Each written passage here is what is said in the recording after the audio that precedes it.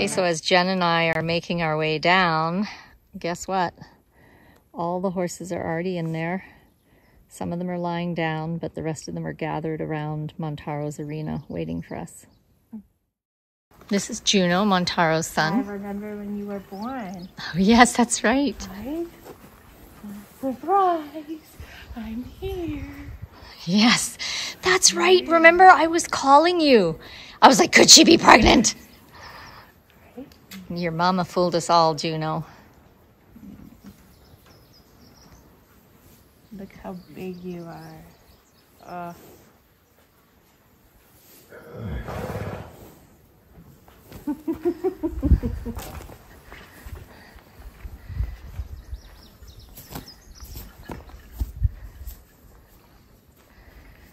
You have taken on such wonderful traits from both of them. Hasn't he? That's what I say. He's like so Odie and so Montaro. Yeah, he is a wonderful balance. Like a centaur. Yes. But yet so kind and compassionate and playful, and just come be joyous with me. Yes. It's the emotion that he presents and would like to share with the world.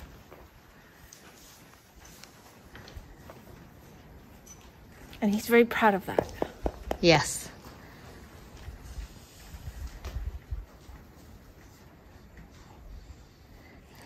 This is really interesting image when he works with people. He really does encompass them, cocoon them with his essence so that they feel divinely supported and safe to be in the womb of cocoon so they can find their true expression. And he's very good at holding that.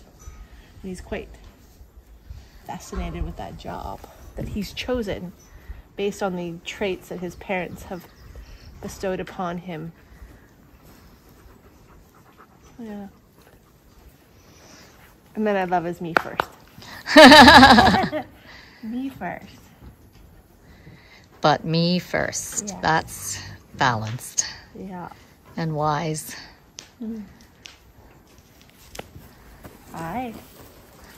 Oh my God. Are you guys each wanting to have some time with Jen? Because we'll be here a long time.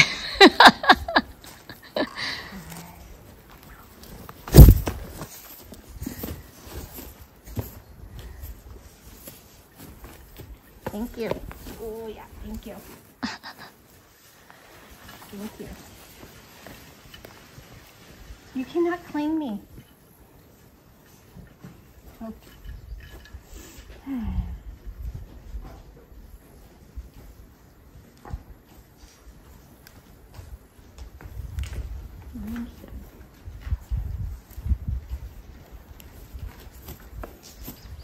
No, we're not humping me either. Thank you. I know. It's a good energy, isn't it? It is a very good energy, and I'm very good at that.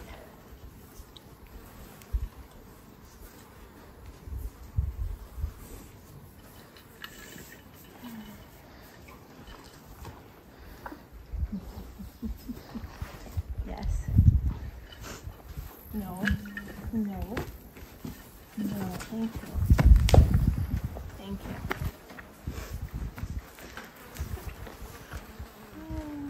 Everybody wants to be scratched.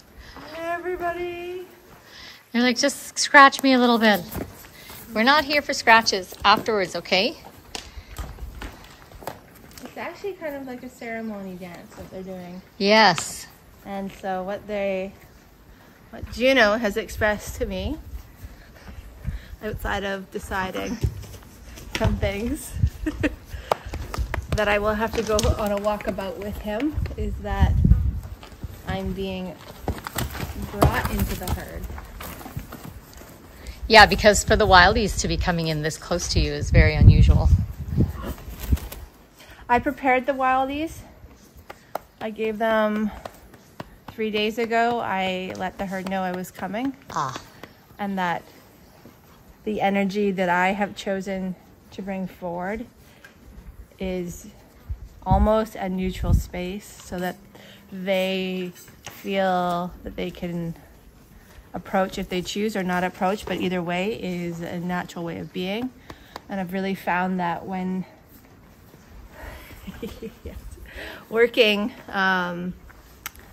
especially with a lot of stallions, that this space that of holding allows them to be vulnerable.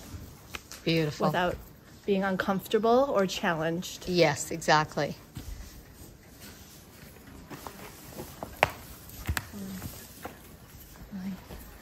And Juno has really clearly decided that I'm his. And that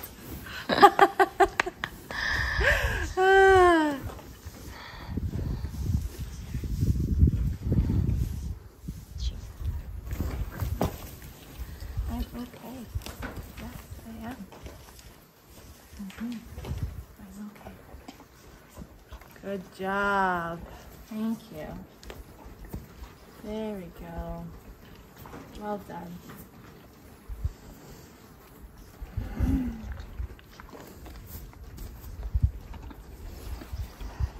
It's so funny, our human defaults, and I'm really aware of mine because I'm so agenda driven, and my default is so easily to dominance. And so even just in this interaction, I'm like, okay, you guys, the session's not for you. We'll have a quick meet with Jen, and then we're going in with Montaro because otherwise she'll be here all day. Like, I have my agenda. And But you're in the listening space, and you're like, actually, we need to have a ceremony first. And I'm like, oh, right. Listening to the horse, right.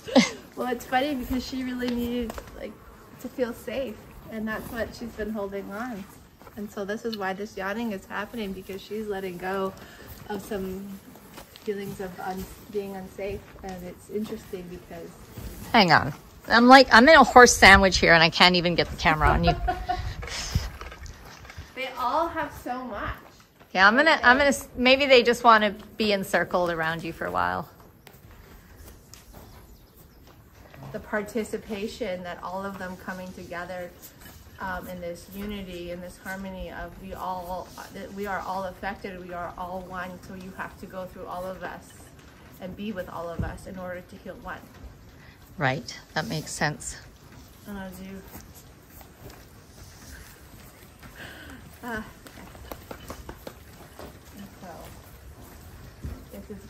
it's quite... I'm right here, thank you. I appreciate you need your space and you're allowed to take it. And if you want to come, you can come. And you can stay.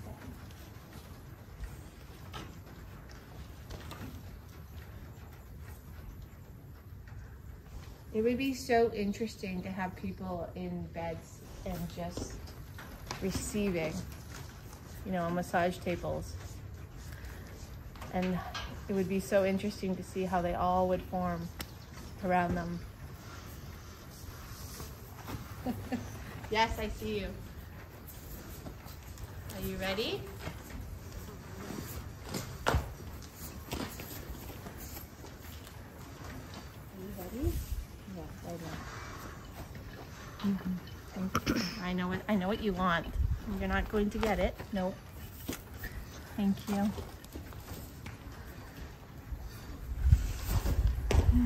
I know that you have numbing powers. I do.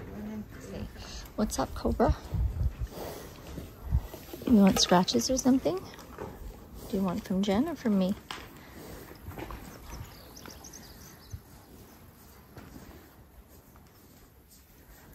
Nobody has expectation of you. This is the beauty of this space. You can be whoever you choose to be.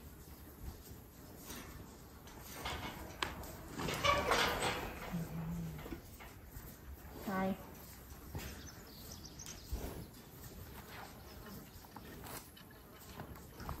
Don't bite.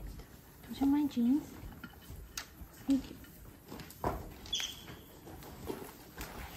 Nope. No.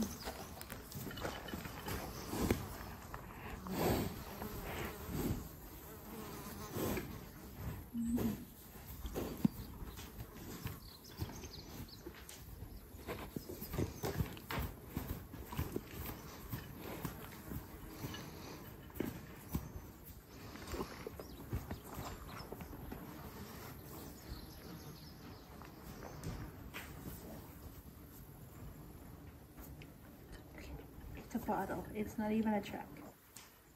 It doesn't even have paint on it.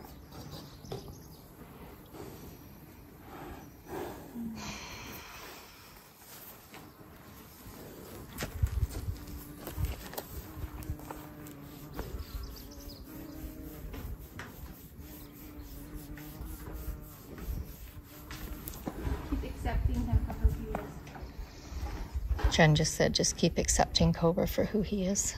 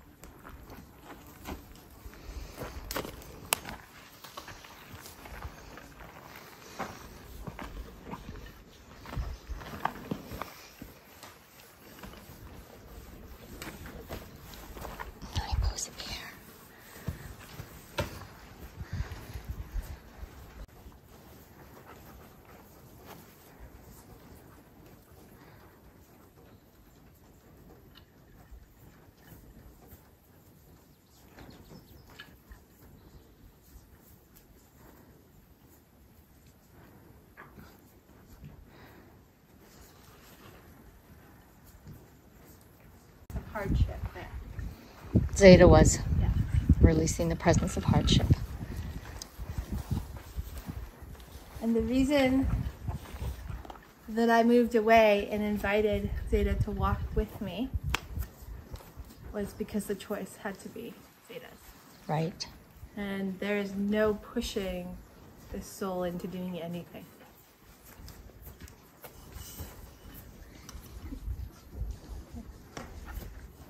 So, going on a walkabout is a process of being able to release in movement, and this herd releases quite a bit as they move. Yeah. And yeah, we're there. They're very unique in teaching us how to live naturally. Mm. If anybody could take that lesson from them, it would be the biggest gift they could give you, is to how to live with yourself naturally. Mm-hmm.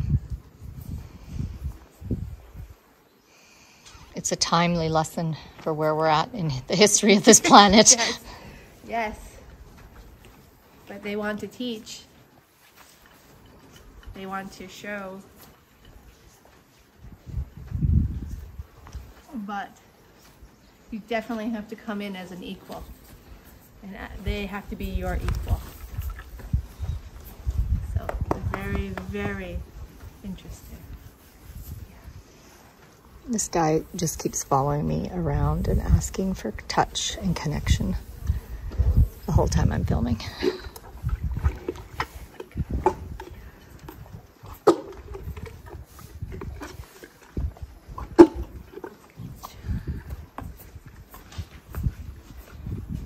That's my shoe. Thank you. Oh, thanks. Thanks.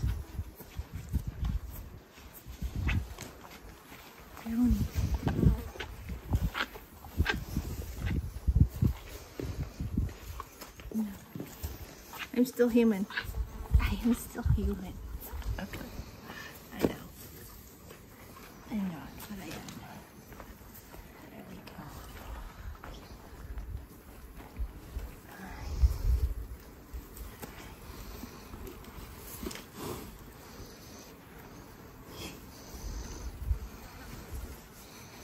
Cobra, you just keep claiming me, hey?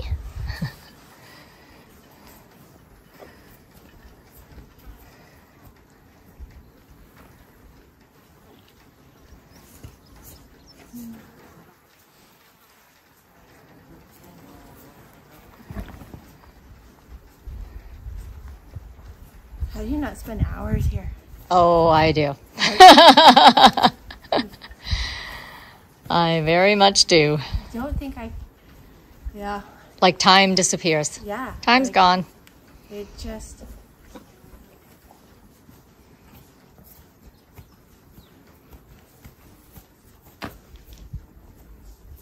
Like, this is a true piece of magic.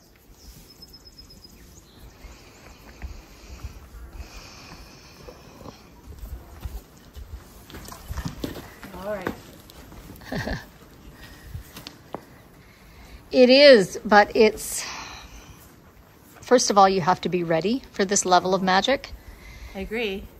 And second of all, this herd is different from any other herd in that we don't have the safety piece here for humans, that humans like to, like you said, have massage tables and people lying down. Well, you've already seen how all of a sudden this herd can kind of explode.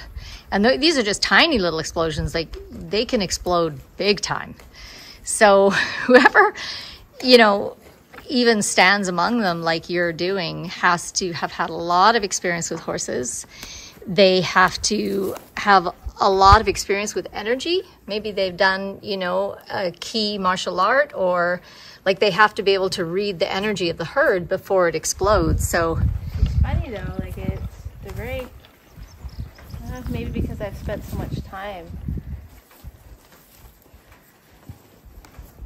But I feel like if you're willing to be vulnerable, they're actually very much willing to take care of you. they are, but that walks a line for them as well, because they've done a lot of teachings on don't make me responsible for your safety, because that's what humans do. We say, well, you love me, so you'll take care of me, you'll keep me safe. Oh, that's not what I mean by vulnerable. Okay. What I mean by vulnerable is I'm here, I'm at your mercy, but I choose to be here. Mm-hmm.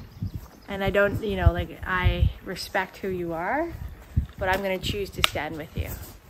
Yes. Then I think we're saying the same thing, because it doesn't matter what training you've had as a human, a horse moves 7 times faster than a human. Yeah. Like, if they want to nail you, they're going to nail you. It's not about them nailing you on purpose. It's about you not owning your own space, taking responsibility for yourself, being at a level of energetic fluency where you can read the energy and get yourself, move yourself where you need to move yourself, or be able to hold yourself still and let them erupt around you. Yes. Because either way will work. But what doesn't work is you freaking out. The reaction, the primal reaction of fear doesn't work, and I can see that. Yeah, exactly. Juno, stop it.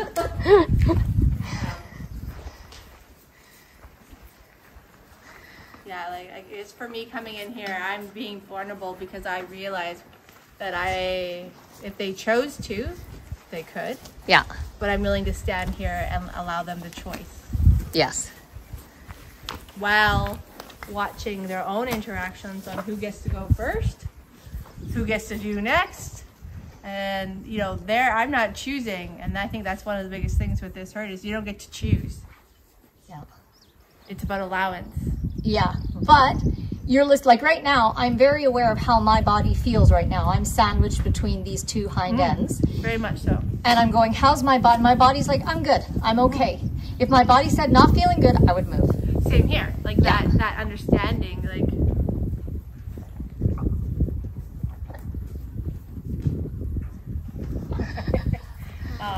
Wild horse sandwich. Yeah. Wild and semi-feral horse sandwich. And these two over here are very interesting because this feels like something that they normally perhaps don't always come and participate in the way that they're participating. Yes, they're being very present and very intentional. Yes. And their distance is actually quite close for what they normally prefer. Yeah, like I can feel them. And the impression that I get from them is that they're actually at ease with me right now. Yes. And that is their gift. Yes. And it's funny because they have this unique way of connecting with you and helping you breathe Beautiful.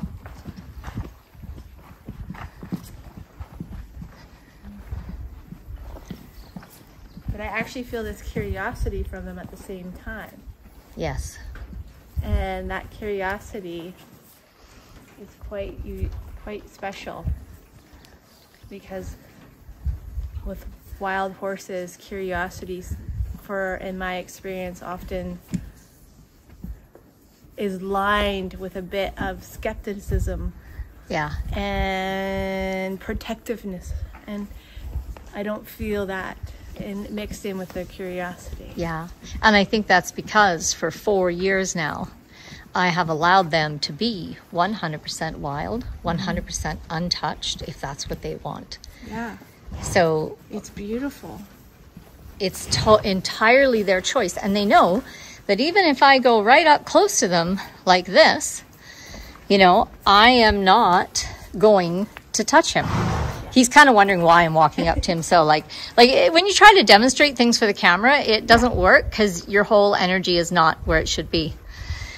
But I have stood literally a millimeter away from him, and he is calm and relaxed because he knows I will not cross that millimeter because he doesn't want me to, and I respect that above all else. It's so neat because I've sat with a couple of wild herds, and it's definitely their curiosity has always been laced with this skepticism, which rightfully so. I mean, let's be honest. They live in a world where they're constantly, you know, living. Yeah, and under threat, and often from humans, because most of the wild horses these days don't have enough range. No. Hi. Montaro.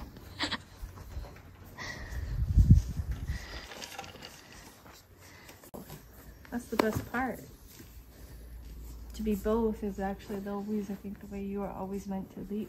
I think every horse was meant to be in its own way, both wild, free, yet choosing to align with the people you choose to align with. Yeah. And it's okay, I hear that. And I'm so proud that you are that way, because I think that is the most spectacular way to live. Yeah, so it's okay to be both. And it's okay to embody both, okay? And you can do that now, without any hesitation. Good? Yeah. I understand. Jen just gave Juno permission to be both fully wild and fully connected to humans, and that it's okay to be both, and it's okay to fully embody both. And it's good. It's right. Right relationship.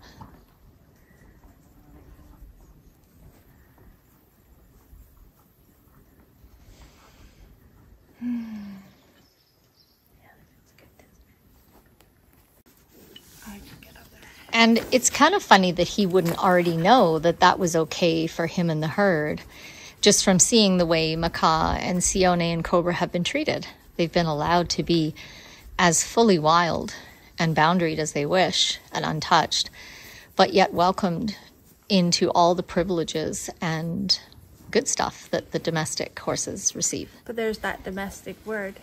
Yeah. Born into domestic energy. Right. Now that birth can be reframed as the beginning of the journey versus what the first presence of energy that was embraced is your destiny, and you're locked in. Yeah. Onto him. And that imprint is what we were working with. Right, working with the imprint of domesticity. So this is something that can apply to all horses, really. Yes. Regardless of if they choose. Yes. So some horses don't want to embody the wild. No, and some don't want to embrace that wild side because they have a different purpose. Yes. And so every horse every soul, as us, comes in with a purpose and a mission and a life plan, just as we do. Yeah. These sentient beings are, as you know, blueprinted in the potential opportunities that their life will take them and the directions. And I've known, you know, this was guidance from my many partners that I danced with, is that they went through what they went through so they could reach me in the time that they were meant to reach me. And not all of it was fun, but it was necessary because our paths were able to cross. And in that crossing, their purpose was unfolding. So just like the imprint of energy that they're born into, they embody that.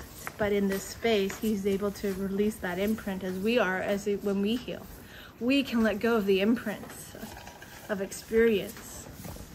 And letting go of the imprints of experiences allows us to live naturally in our authentic being. And we live from choice versus impression. Right. So you're talking about the imprint of your birth and your early childhood experiences.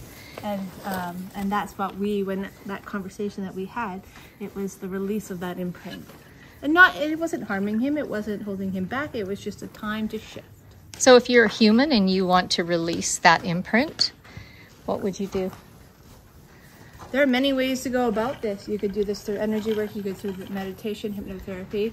A lot of the work that, dealing with the primary wounds and shadows takes us into those imprinted moments. Getting into that soul self and discovering the different lives and different potentials that you created and came with, and learning those lessons and learning those experiences, but not living in the experience over and over again. Yes. So a lot of regression work, a lot of self-discovery work. All done through deep relaxation, aka deep meditation, hypnosis, whatever term you want to give it. Any kind of energy, you could do Reiki to release these. You could do Qigong. There are so many modalities, and that's the key, is finding the modalities that you can move into to allow yourself to be vulnerable, to go through the experience, and to either maintain and hold what you have, or to allow it to be the experience that now helps you move forward in the next phase of your healing journey, your life journey. Yeah. So, yeah. Really I hope people watching are also realizing how much Jen and I are moving around as the horses need to move around, and contrast that with so many videos of horses with humans where they have the horse haltered and they demand that the horse stand motionless for however long they're talking, and to just go, well, contrast that with what happens when the horses are allowed to choose. And it's really quite neat because they've all come up and taken their turns and they've supported each other. So it's been really beautiful to watch everybody step forward. I know we're not done, are we? Oh. But to be participating, because as much as he's shifting in that imprint, the rest of them are taking some of that. Right. And shifting because in his presence and being a herd of oneness and having their individual personalities all working together in harmony, they all are affected by the changes that everybody makes as an individual and as a whole. So you can see as the ones stepping up are the ones that have felt his imprint, and now they will also be able to take that and utilize that however they choose, by releasing, by maintaining, by holding, by staying with. That's the beauty of it all.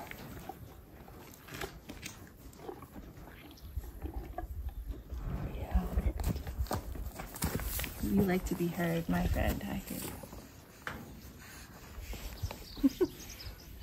So this is quite the gift that Montero has given everybody. By holding this space for them. And I know we haven't filmed it, but you can see through his body language and his way of relaxing and being hung out and being a part of this, he is really creating this space for this herd. Yeah.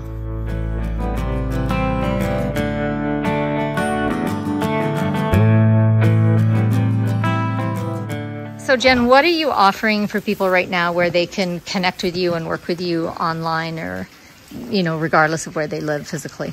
Right now I offer hypnotherapy sessions, working with your primary wounds and shadows, both in this experience and your past experience and your generational experiences. So working with those primary wounds and shadows to release them, to heal them, to resolve them, so that you can move forward in a space of neutrality, and that you can move forward without your shadow and your wounds dictating your experience. So that's what I'm doing, and I do it in person and online.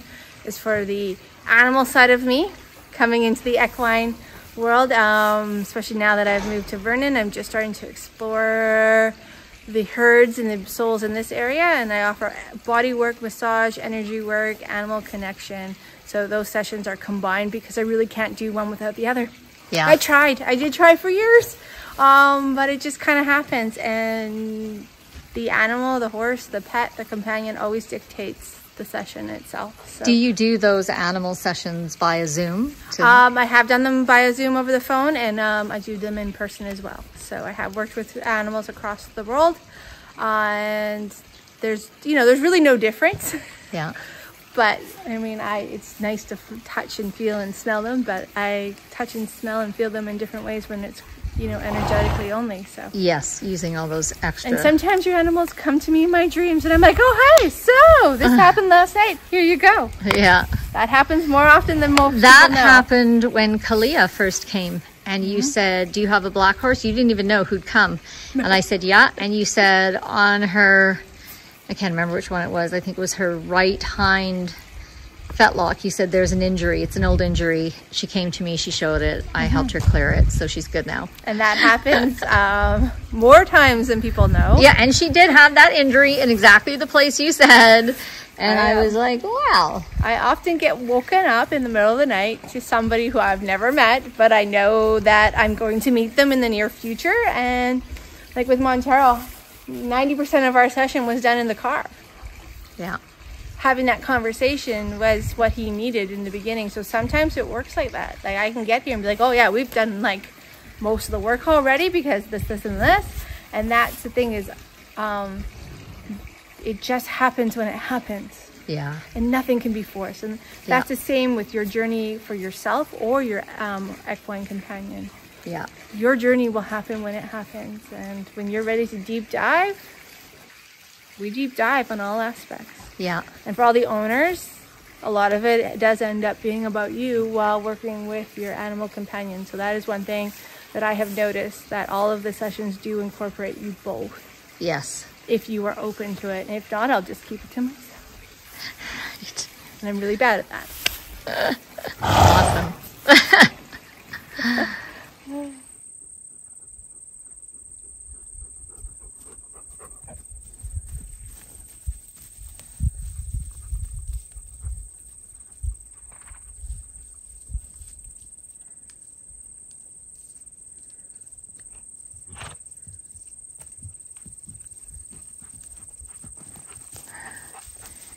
Oh no, guess who wants ear scratches and belly scratches?